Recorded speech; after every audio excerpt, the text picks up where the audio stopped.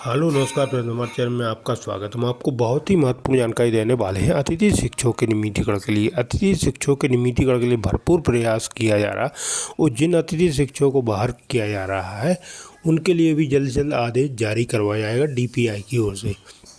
और मुख्यमंत्री जी से भी मिले हैं अतिथि शिक्षक और नरेंद्र सिंह तोमर जी से भी मिले हैं, ज्ञापन सौंपा गया है और मांग की गई कि अतिथि शिक्षकों को बाहर ना किया जाए, अतिथि शिक्षकों का अनुबंध 12 माह का किया जाए। अगर सरकार इनकी बातें जल्द से जल्द नहीं मानती है, सोमवार मंगलवार तक कोई आदेश जारी नहीं करती है, तो अतिथि शिक्षक फिर कोर्ट का दरवाज़ा खटखटाएंगे, कोर्ट केस लगाएंगे। वहाँ से अतिथि शिक्षक अपने नियमितीकरण की मांग पूरी करवाने का भरपूर प्रयास करेंगे। तो ये बहुत ही महत्वपूर्ण खबर है। डीपीआई में बात की गई तो डीपीआई वालों ने आश्वासन दिया है कि आपको सोमवार मंगलवार तक आदेश जारी हो जाएगा अतिथि शिक्षकों को ना निकालने का। तो इसके संबंध में पूरी विस्तार से मैं जानकारी देने वाला हूँ। रविकांत गुप्ता जी ने क्या कहा है अतिथि शिक्षकों के नियमितीकरण के लिए, आप वीडियो में बने रहें, पूरी जानकारी मैं देने वाला हूँ। रविकांत गुप्ता जी ने स्पष्ट कहा है कि अतिथि शिक्षकों को निकाला नहीं जाएगा, तो आप वीडियो बने रहें। और हो भी क्यों ना, जिसकी रोजी रोटी छिनती है उसे दुख तो होता है, और दुख नहीं बहुत ज़्यादा दुख होता है। हम मध्य प्रदेश के जो वर्तमान में सरकार है उसे बहुत ही संवेदनशील समझ रहे हैं और हम उम्मीद भी कर रहे हैं कि जल्द ही हमारे पक्ष में एक बड़ा आदेश डीपीआई द्वारा करवा दिया जाएगा। और उम्मीद है, और मैं तो पूरी उम्मीद में हूँ कि मैं सोमवार तक कुछ ना कुछ अपने साथियों के लिए एक अच्छा ऑर्डर करवाने का पूरा प्रयास कर रहा हूँ और करवा लूँगा। बस इतना मैं तो ये चाहता हूँ कि आप स्पष्ट कर दो कि करना क्या है। जो भी होगा एक कंफर्म दे दो कि भैया हमको फीडिंग करवानी है नहीं करवानी है, हमें पेमेंट देना है नहीं देना है, हमें किसको रखना है किसको नहीं रखना है, जैसे पहले था। तो कम से कम जो आशा है लोगों के अंदर वो ना रहे। तो सोमवार तक मैं जो भी होगा स्पष्ट करवा दूंगा। और ये कहा था हमसे उन्होंने कि सोमवार तक एक बड़ा आदेश जारी करेंगे आपके लिए। कल जब उनसे मुलाकात मेरी हुई थी, कल शाम को भी मैं लगातार प्रयास में रहा कि मेरी मुलाकात नरेंद्र सिंह तोमर जी से हो जाए, पर वो मिल नहीं पाए, वो कहीं निकल गए थे। जब मैं पहुंचा वहाँ उनके यहाँ तो वो निकल गए थे। तो मैं आप लोगों से ये अनुरोध कर रहा हूँ कि सभी लोग जो जिस जिले से हैं, जैसे इंदौर वाले कैलाश विजयवर्गीय जी से, चंबल संभाग वाले नरेंद्र सिंह तोमर जी से, और प्रहलाद पटेल जी, हमारे जो भी जिनके जिले से भी बिलोंग करते हैं, जिनके विधानसभा से बिलोंग करते हैं, वो सभी लोग अपने अपने विधानसभा में जाएं और उनसे मुलाकात करने का प्रयास करें और उनसे कहें कि हमारे लिए एक बार डीपीआई में फ़ोन कर दीजिए, हमें बाहर ना किया जाए। हमने बीजेपी का ही पूरा सपोर्ट किया है और हमने बीजेपी को ही वोट दिया है। हम लोग लगातार इस चीज़ का विश्वास दिला रहे हैं। मजबूरी यही है कि हमें देने के बाद भी हमने तो कभी बीजेपी का विरोध किया ही नहीं। किसी ने भी हमारे हिसाब से अतिथि शिक्षक समन्वय समिति का कोई भी व्यक्ति ने न तो बीजेपी का विरोध किया ना कांग्रेस का विरोध किया। फिर भी आज हमें विश्वास दिलाना पड़ रहा है, उन्हें अपनी सफाई पेश करनी पड़ रही है कि भाई हमने आपको ही वोट दिया है, हमने किसी अन्य को वोट नहीं दिया। तो सभी लोगों से यही अनुरोध है कि आप लोग अपने अपने क्षेत्र के विधायकों से मुलाकात करें। कुछ लोगों का कॉल आ रहा है मुझे कि आप विधायकों के पीछे घूम रहे हैं। भाई देखो, हम भी इंसान ही हैं, हम भी स्कूल जाते हैं। जो भोपाल में मिल रहे हैं उनसे मैं मुलाकात करता हूँ। जब भी मुझे शाम को जब मैं स्कूल से फ्री होता हूँ, इसके बाद मेरा काम यही रहता है डीपीआई और अन्य नेताओं से मुलाकात करना। और कल रात को भी मैं 11:30 बजे के बाद घर पहुँचा हूँ। तो आप लोग पैनिक ना हो। उम्मीद है कि सोमवार तक एक अच्छा आदेश हमारे पक्ष में जारी हो जाएगा। मानदेय भुगतान के लिए भी हमने बोला था, उन्होंने कहा थोड़ी बजट की प्रॉब्लम चल रही है और जल्द ही मानदेय भुगतान के लिए बोला है। आज तो सैटरडे है, आज डीपीआई बंद रहेगी। कल संडे है, कल भी डीपीआई बंद रहेगी। सोमवार को मैं सभी मुद्दों को लेकर एक बार फिर से डीपीआई में बात करूंगा।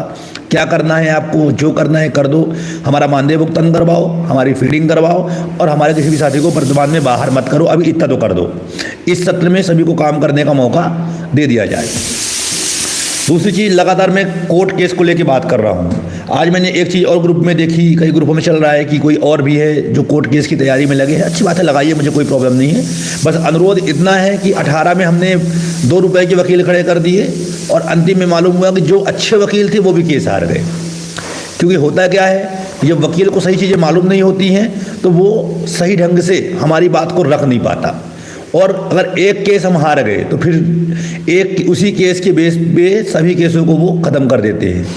तो मैं अनुरोध करता हूं ऐसे लोगों से जो केस लगाने की बात कर रहे हैं, तो आप लोग बिना ग्राउंड के केस ना लगाएं जब तक आपका ग्राउंड सही ना हो। भाई हमारा जब तक, देखिए, आपके पक्ष में ऑर्डर तभी हो पाएंगे जब आपका बेस मजबूत होगा, और जब आपका बेस ही नहीं होगा तो आप कोर्ट में क्या बहस करवाएंगे, किस बेस पे आप लड़ रहे हैं, क्या कर रहे हैं, हमें ये तो कंफर्म होना चाहिए।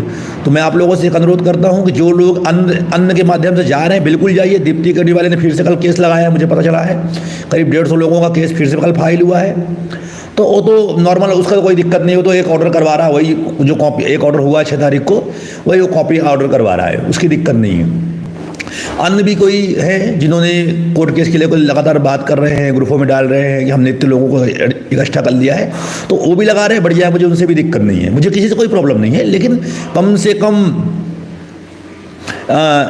कम ग्राउंड सही होना चाहिए। आपका ग्राउंड जो लेके चले, और जो आपका वकील है वो अच्छा होना चाहिए, जो आपकी बहस कर पाए, आपकी बात को स्पष्ट तौर पर माननीय न्यायालय के सामने रख पाए। क्योंकि इसके पहले भी हम हारे थे, तो इसी बेवकूफ़ी में हारे थे। 40,000 लोगों ने केस लगाया, 8 करोड़ रुपए खर्च किए, लेकिन जो वकील लगा दिए, ऐसे वकीलों को खड़ा कर दिया जिनको कुछ आता है, जिनको कुछ आता है, पता नहीं था हमारे बारे में, जिसको शिक्षा विभाग का ABCD नहीं पता, उनको खड़ा कर दिया। और जब वकील एडवोकेट जनरल के सामने खड़े होते हैं, जब बहस हुई, हार गए, और एक केस हारे, उसके बाद सभी केसों को उसी में मैच करके सबको केस को ख़त्म कर दिया गया। तो इसलिए मेरा बार बार सबसे अनुरोध है कि फालतू के केस ना लगवाएं। जिसको जुड़ना है हमसे जुड़े या ना जुड़े, मुझे उससे भी दिक्कत नहीं है, लेकिन कम से कम आप जिसके माध्यम से भी जाएं उससे ग्राउंड जरूर पूछें, किस ग्राउंड से जा रहे हैं, क्या आपका मोटिव है, क्या मांग करेंगे, किस बेस पे मांग करेंगे, ये आपका कंफर्म होना चाहिए। और बाकी जिसको जो समस्या आ रही है, देखिए फ़ोन लगाते हैं आप, मैं स्कूल में रहता हूँ, मुझे मोबाइल बंद करना पड़ता है, इसलिए मैं बार बार आप लोगों से अनुरोध करता हूं कि ये नंबर मेरा पीछे दिख रहा है और मैं जानबूझ के आपको नंबर दे रहा हूं, तो आप लोग कृपया करके इस नंबर पे मैसेज ही ज़्यादा से ज़्यादा करें, कॉल करने का प्रयास ना करें। मानदेय भुगतान की बात है, टीकमगढ़ में 5 महीने से नहीं आई है, ठीक है, चलिए आप मुझे अपने आगे ब्लॉक BO का नंबर भेजिएगा, भूपत यादव जी, मैं बात करता हूँ आज। दमोह DO ने फिर से आदेश किया गया, वो तो पहले ही हुआ था ना, दोबारा अगर किया है तो फिर देखते हैं। सूर सिंह चौहान जी, आप मुझे मेरा पीछे नंबर दिख रहा है, मैसेज करिए, हम आपको उसमें ज़रूर भेज देंगे, डिटेल पूरी भेज देंगे जो भी होगा।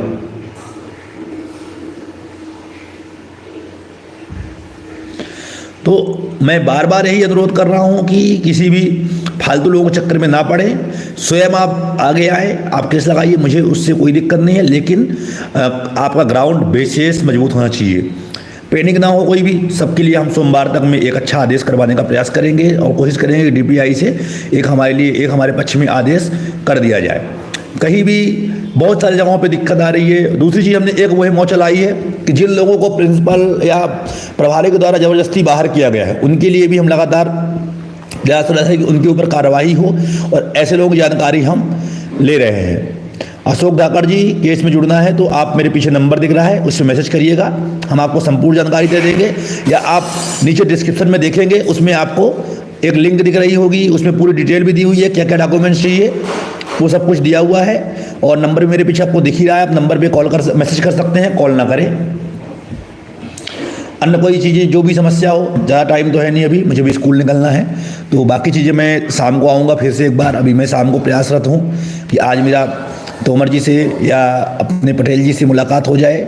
प्रद्युम्न सिंह पटेल जी भोपाल में हैं वर्तमान में, मुझे कल मालूम पड़ा है, तो मैं कल रात में भी प्रयास में था कि इनसे मुलाकात हो जाए, आज मैं प्रयास करूँगा कि इनसे मुलाकात हो जाए, क्योंकि CM साहब तो बिल्कुल भोपाल में रुक नहीं रहे हैं, वो शुरू हो गए, प्रचार में लगातार जा रहे हैं लोकसभा के। तो आप लोग भी टीम में बना के, जैसे पहले आप लोग स्वागत कर रहे थे CM साहब का, वैसे ही आप लोग CM साहब का स्वागत करें, भारी संख्या में जाए और मामा का स्वागत करके उन्हें आश्वस्त करें कि हम आपके हैं, आपके ही रहेंगे, और ज़रूर वो हमारे पक्ष में आदेश करेंगे। तो सभी लोग अपने अपने जिलों के जो कद्दावर नेता हैं, सभी लोग उनसे मुलाकात करें, उन्हें बधाई दें और उनसे आग्रह करेंगे, सर हमारा भला करवा दीजिए, हम बहुत परेशान हैं, मानसिक रूप से बहुत पीड़ित हैं, हमारी रोजी रोटी छिन रही है, हमारे परिवारों का क्या होगा, उनसे ये ज़रूर सवाल करें। तो बाकी